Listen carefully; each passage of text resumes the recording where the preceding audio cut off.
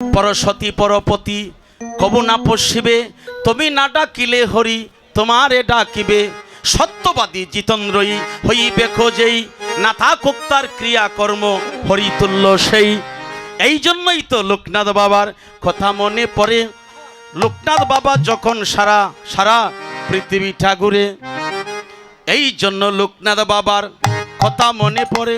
আসতে লোকনাথ বাবা যখন সারা পৃথিবীটা ঘুরে, সারা পৃথিবী ঘুরে ঘুরে যখন ঢাকায় চলে এলো, ওনার একজন শিষ্য তখন জিজ্ঞাসা করিল, আচ্ছা বাবা পৃথিবী তুমি ছোট ছোট ছোট ছোট বাবা ছোট বাবা, আচ্ছা বাবা পৃথিবী তুমি করিলে ভ্রমণ, তোমার চোখে পড়েছে বলো ব্রাহ্মণ কয়জন? কারা কারা ব্রাহ্মণ একটু বলোই আমার কাছে। লোকনাথ বাবা ডেকে তখন পরিচয় দিয়েছে।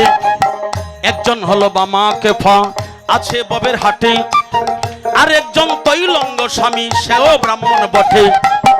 মক্কায় গিয়া পেয়েছিলাম আব্দুল গফুর নামে, তাহার মধ্যে ব্রহ্ম শক্তি। লোকনাথ বাবা বলে, মুসলমানের ছেলেকে তুমি ব্রাহ্মণ বলিয়া অগো বাবা করলেন নির্বাচন, বলে তাহার মধ্যে ব্রহ্ম শক্তি হয়েছে জাগরণ। হরি বল।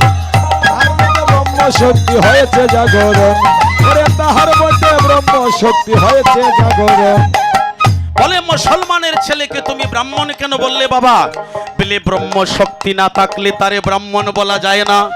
আমি আব্দুল গফুরকে দর্শন করা মাত্রই দেখেছি তার যে জ্যোতি, তার মধ্যে ব্রহ্ম শক্তি জাগরণ হয়েছে। তাহলে তিনজন ব্রাহ্মণ, একজন হলো বামা কেফা, আছে ববের হাটে, আর একজন তৈলঙ্গ স্বামী, সেও ব্রাহ্মণ বটে। মক্কায় গিয়া পেয়েছিলাম গো আমি আব্দুল গফুর নামে, তাহার মধ্যে ব্রহ্ম শক্তি। লোকনাথ বাবা বলে, মুসলমানকে ব্রাহ্মণ বলে করিলে নির্বাচন, বলে তাহার মধ্যে ব্রহ্ম শক্তি হইল জাগরণ, তাহার মধ্যে ব্রহ্ম শক্তি। তাহলে লোকনাথ বাবা যদি বলে, আসতে লোকনাথ বাবা যদি বলে তিনজন ব্রাহ্মণ পাই, পৈতা দিলে ব্রাহ্মণ হয় না বলি সবারটাই। আমার কথা নয় গো বাবা, লোকনাথ বাবার কথা। আমার কথা শুনে প্রাণে পাবেন না কেউ বেতা। তাহলে এই কথাগুলো বেতা অনেকে পাবেন, কিন্তু আমার কথা নয়। ব্রহ্মচারী লোকনাথ বাবা বলেছে, লোকনাথ বাবা যদি বলে তিনজন ব্রাহ্মণ পাই, পৈতা দিলে ব্রাহ্মণ হয় না বলি সবারটাই। আমার কথা নয় গো বাবা, লোকনাথ বাবার কথা। আমার কথা শুনে প্রাণে পাবেন না কেউ বেতা। দীক্ষা গুরু কৃষ্ণই আমার শিক্ষা গুরু রাই, বৃন্দাবনের ভজন তত্ত্ব যাহার কাছে পাই। ঊর্ধ্বজনী ঊর্ধ্বলিঙ্গ ঊর্ধ্বগতি হয়, ঊর্ধ্ব না হইলে জীব তো যাবে জমালয়। পুরুষের লিঙ্গ হয় যদি মস্তকের মণি, তাহা দিয়া খেলা করে দেব পদ্মজনী। দীক্ষা গুরু কৃষ্ণ আবার শিক্ষা গুরু রাই, বৃন্দাবনের ভজন তত্ত্ব যাহার কাছে পাই। সাধু জনার স্থান হয় বাইরে গৃহৎ বৃন্দাবন, শিরাদিকা হয়ে যায় আমার প্রেমের মহাজন। সেই প্রেম মাসাদিতে জানে রাধে ঠাকুরানী, ওরে প্রেমানন্দে নারী গণে কর হরি তনি রে, কর হরির তনি। আইরে প্রেমানন্দে নারী গণে কর তনি রে, কর হরি তনি। আইরে প্রেমানন্দে প্রেমানন্দে প্রেমানন্দে ভক্তগণে কর হরির তনি রে, কর হরির তনি। প্রেমানন্দে ভক্তগণে কর হরি তনি রে, কর হরির তনি। ও শুধু তারা জানে তারা জানে, তারা জানে তারা ও জানে, শুধু তারা জানে আমারে তারা জানে, তারা জানে তারা জানে। যারা গুরু চরণে প্রাণ সপেছে তারা জানে তারা জানে, গুরু চরণে প্রাণ সপেছে তারা জানে তারা ও জানে। যারা গৌরাঙ্গ চরণে প্রাণ সপেছে তারা জানে তারা জানে, প্রাণ সপেছে তারা জানে তারা জানে। যারা গোবিন্দ চরণে আমার গোবিন্দ চরণে, গোবিন্দ চরণে, যারা গোবিন্দ চরণে এই প্রাণ দিল রে শুধুই আমারে সেজন জানে, সেজনই জানে।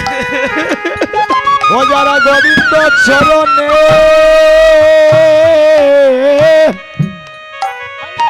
এই প্রাণ দিল রে শুধু তারা জানে, আমারে তারা জানে। যারা আমার গোবিন্দ চরণে, গোবিন্দ চরণে প্রাণ দিল রে শুধু তারা জানে আমারে, তারা জানে। যারা গোবিন্দ চরণে এই প্রাণ দিল রে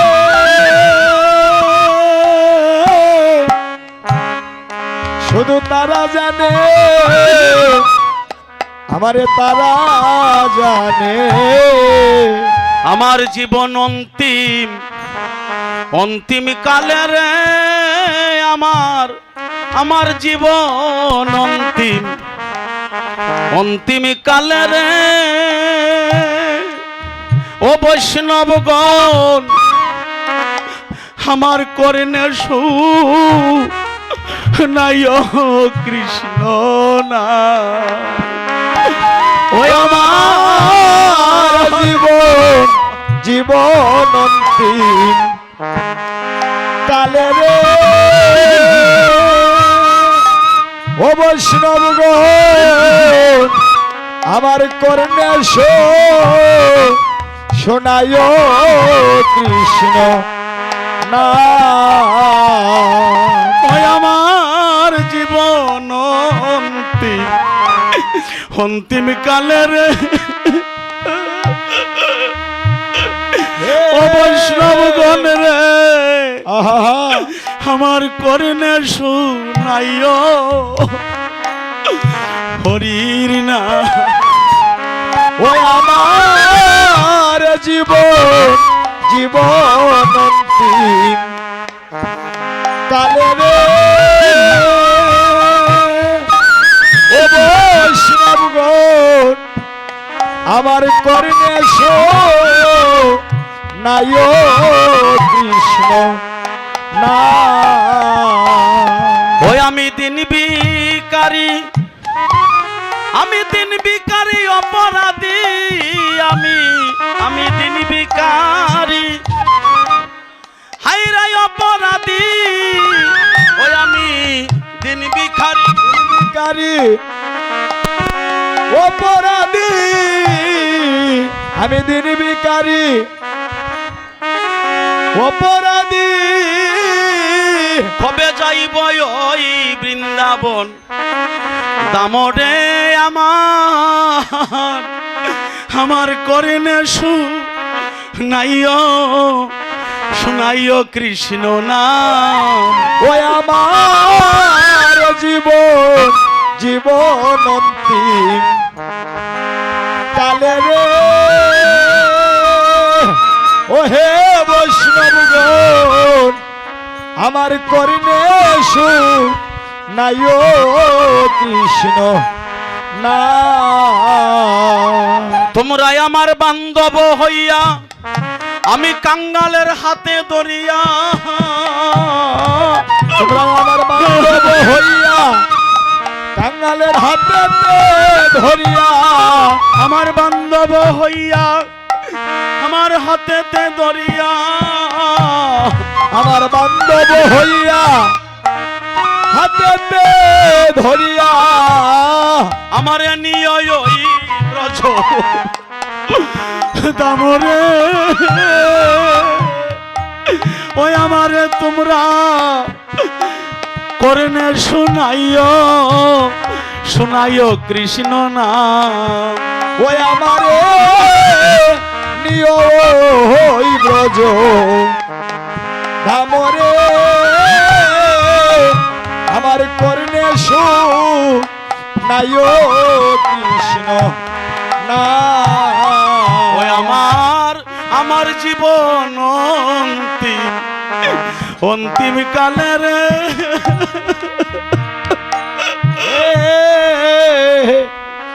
আমার কর্ণে নাই কৃষ্ণ না, আমার জীবন অন্তিম কালে রে ওহে বৈষ্ণবগণ, আমার কর্ণে নাই কৃষ্ণ না। ও তোমরা সবে মিলে আমারে করো রে দয়া, ও তোমরা সবে মিলে আমারে করো রে দয়া, তোমরা সবে মিলে আমারে করো রে দয়া, ও তোমরা সবে মিলে আমারে করো রে দয়া। আমি পাবনি গোবিন্দ হরি বল, হরি বল। গোবিন্দ চরণ ছায়া, ও তোমরা সবে মিলে আমারে করো রে দয়া। আমি পাবনি গোবিন্দের পদ ছায়া, তোমরা সবে মিলে আমারে করো রে দয়া। আইরে তোমরা দিলে আমারে দিতে পারো, আরে তোমরা দিলে আমারে দিতে পারো।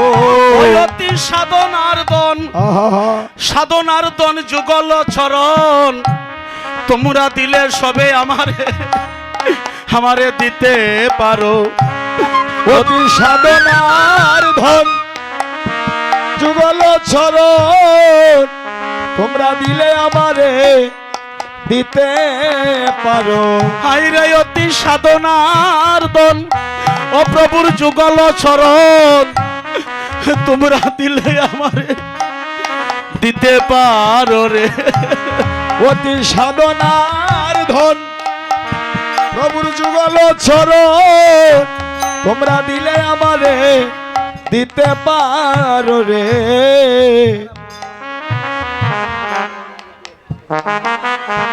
আমার কর্মকর্তার পক্ষ থেকে আপনাদের জন্য একটু প্রার্থনা করবেন। মহাপুরুষ সাকার কিংবা নিরাকার যিনি যেখানে যে অবস্থায় অবস্থান করছেন, আমি প্রত্যেকের সেবাত পদ্মে আবারও ভক্তি প্রণাম জানাই। নামযজ্ঞ আস্তে একটু আলোচনা করব, সকলে একটু নীরবতা দিবেন। আমরা বিভিন্ন জায়গায় কীর্তন করছি আপনাদের আশীর্বাদে। অনেক জায়গায় এই নামযজ্ঞের মাহাত্ম্যটা প্রকাশ করা হয় না। যদি নামের মাহাত্ম্যটা প্রকাশ করা না হয় তাহলে আস্তে ওই যে মাসিমা, আমি আপনার একটা কথা বলি, আপনি গল্প করতেছেন মন দিয়া, কপালে তিলক আছে, অন্তরে ভক্তি আছে, চক্ষু কর্ণ নাসিকে হাত পাওয়ার সবই তো আছে, একটার অভাব আছে। আপনি যদি সংশোধন করে নেন তাহলে আমি আর কইমু না, নাইলে আমি কইয়া দিই।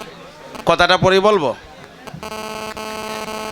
অধিবাসের দিন মৃদঙ্গ হাতে নিয়া, যার মাটির অঙ্গ তার আরেক নাম মৃদঙ্গ, ভিতরটা খুলখুলা তাই তারে অনেকে খুলো বলে, তার দ্বারাই সঙ্গীত আস্বাদন করা হয় তারে যন্ত্র বলে, অনেক কিছু। যাই হোক, মৃদঙ্গ দিয়ে গোবিন্দ দাস বলেছিল কীর্তনে তারে না তারে না তারে না। হরিবল, এটার অর্থ কি? কারে না। সবাইকে বলছে, এই যে একটু আগে পদে বললাম, ক্ষিপ্ত পাপী দুরাচার নিন্দুক পাষণ্ডার কেহ যেন বঞ্চিত না হয়। আবার বলছে তারে না, কারে না। আপনি কষ্ট পাবেন আসতে কর্তা, কারে না। যারা কৃষ্ণ কথা শুনতে আসার পরে নিজে শুনে না, অন্যকে শুনতে ডিস্টার্ব দেয়, অসুবিধা করে, বলছে তারে বলবে বাবা তোমার এত ইম্পর্টেন্ট গল্প থাকলে একটু বাহির গিয়ে গল্পটা শেষ করে আসো। এখানে যদি কথা বলো, তোমার পাশে আরেকজন ভক্ত বসা, সেই উসমানীনগর থানা থেকে আসতে, উসমানীনগর থানা থেকে, ওই লামাকাজি থেকে, মৌলভীবাজার থেকে আসছে ৫,০০০ টাকা গাড়ি ভাড়া দিয়ে একটু আস্বাদন করার জন্য হরিনাম। আপনি যদি গল্প করেন, ওই ভক্তি নাম শুনতে তার ব্যাঘাত সৃষ্টি হয়ে যাবে, সে চোখের জলে বাসবে আর বলবে আমি কেন গেলাম। এই জন্যই সকলকে বলছে কীর্তনে আসিয়া আমরা কেউ যেন বাজে গল্পটা না করি, আন কথা না শুনি। একটু আগে বলেছিলাম না যে এখনো তো বাঁশি বাজে, আমি শুনি না। হরিবল, কেন শুনি না? আমি সেই কান তৈরি করতে পারছি না। আমি সেই এই যে আগের গানটা গাইলাম, ওই যে নন্দ যশোদা রানী পূর্ব জন্মে ছিলেন তিনি ব্রাহ্মণী, উনি ভগবানকে পুত্ররূপে পেয়েছে। কেন পাইলেন? অন্তর্যামী অন্তরে জেনে খুশি হইয়া বর দিলেন প্রসন্ন বদনে, সে কারণে শরৎ বলে পাইল পুত্র রূপেতে। এমনি তো আর ভগবানকে পাওয়া যায় না। গৌর হরিপাল, শুদ্ধ ভক্তের মনে ব্যাঘাত সৃষ্টি করবেন না কেউ, সকলকে বিনীত প্রার্থনা করছি। আচ্ছা, যে কথাটা বলতে চাই, আমার এই হরিনাম কীর্তন যেটা নামযোগ্য, এই নামটা কে আনলো? এই নামের ইঞ্জিনিয়ারকে কে আনলো? হ্যাঁ, আস্তে আস্তে হরিবল। অদ্বৈত মহাপ্রভু। বাবা, ঠিক আছে, হরিনামটা এনেছে অদ্বৈত। তাহলে যদি নামযজ্ঞ থেকে আমরা বঞ্চিত হয়ে যাই, অদ্বৈত প্রভুর কথাটা আমরা ভুলে যাব। গৌর হরিবল। ওই নাম কোথায় ছিল রে? খেয়া নিল রে, আছে না? একটু পরে গাইব। মধুমাকা হরির নাম নদিয়া নগরে সচী মাতার ঘরে উদয় হইল নিমাই চান। আজকে এটা অন্যরা গাইব নেবা, আমি তো একটু বড়ই গেছি। হরিবল, বাচ্চারা গাইব, আমি মনে করে দিতেছি। খেয়া নিল রে, কোথায় ছিল রে মধুমাকা হরির নাম। কে আনলো? দেখি মা, আপনারা কোন সাই? তোমরা কোন সাই? কে আনছে নাম? উনি কইছে একটা। কে আনছে?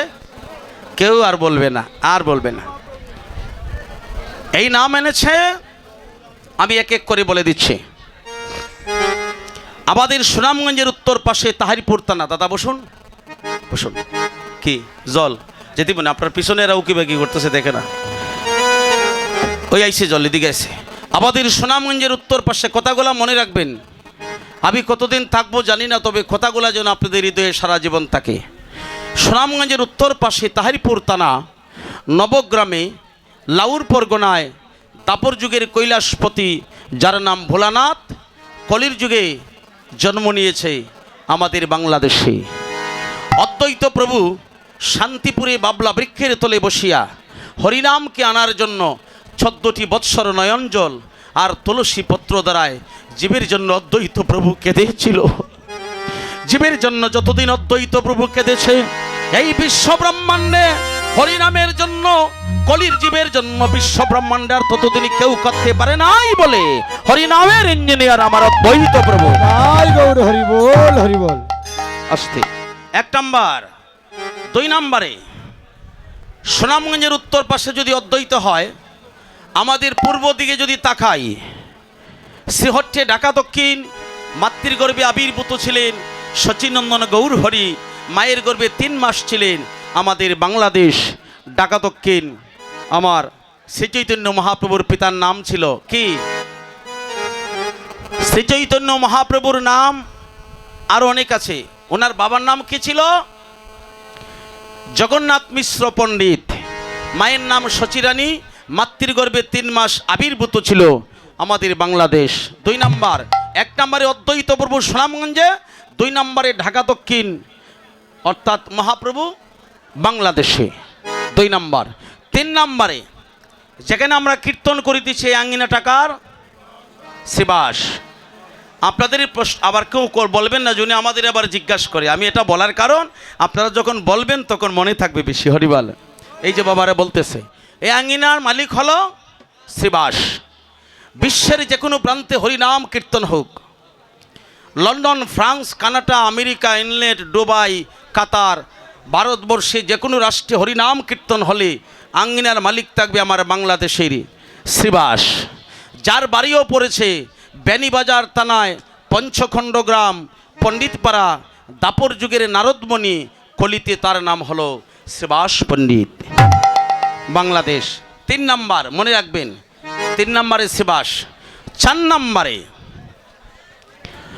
নম্বরে অধিবাস কীর্তনের যে পদ আমরা উচ্চারণ করি, মৌলভীবাজার জেলা রাজনগর থানা, মৌলভীবাজার জেলা রাজনগর থানা মহল্লাল গ্রামে 2 জন পদকর্তা জন্ম নিয়েছে মুখন্দর বাসু ঘোষ, মাধব ঘোষ, এই তিনজনের পদ উচ্চারণ না করিলে বিশ্বের কোনো প্রান্তে হরিনাম কীর্তনের অধিবাস হবে না আমাদের বাংলাদেশে।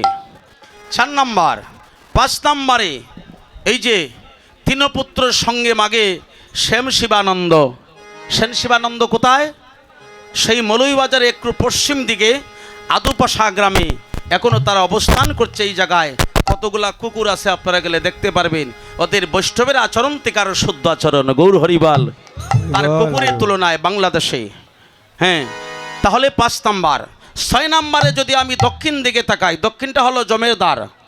6 নম্বরে যদি দক্ষিণ দিকে তাকাই, খুলনা জেলায় বরুণ গ্রামে হবিবুল্লাহর পালিত সন্তান যার নাম ছিল হারিস, দাপর যুগের ব্রহ্মা খ্রিস্টের অভিশাপে কলির যুগে যবন বংশে বাস করছে। আসলে কিন্তু যবন শব্দের অর্থ হলো মুসলমান। যবন শব্দের অর্থ যদি হয় মুসলমান, কিন্তু তিনি স্বয়ং ব্রহ্মা হলো সৃষ্টিকর্তা। ব্রহ্মা বিষ্ণু মহেশ্বর তিনি মিলে এক ঈশ্বর। এরই একটা অংশ হলো ব্রহ্মা। ব্রহ্মাকে দায়িত্ব দিয়েছে তুমি সৃষ্টি করিবে, এবং কৈলাসপতি সুনামগঞ্জের অদ্বৈত প্রভু যিনি ছিলেন মহাদেব, তারে বলছে তোমার দায়িত্ব দিলাম তুমি সংহার কর্তা, আর আমি বিষ্ণু হলাম পালন কর্তা। এই তিনে মিলে যদি এক ঈশ্বর হয়, এই দাপর যুগের ব্রহ্মা কলির যুগে ব্রাহ্মণের ঔরসে জন্ম নিয়া খ্রিস্টের অভিশাপে কিন্তু শিশু থেকেই মুসলমানের ঘরে লালিত পালিত হয়ে মুসলমানের ঘরে অন্ন খেয়ে তিনি ধীরে ধীরে বড় হচ্ছে। মা বাবা ফেলে গেল, কিন্তু সঠিক ব্রহ্মা এবং ব্রাহ্মণ সন্তান কিন্তু মুসলমানের ঘরে গেলেন কেন?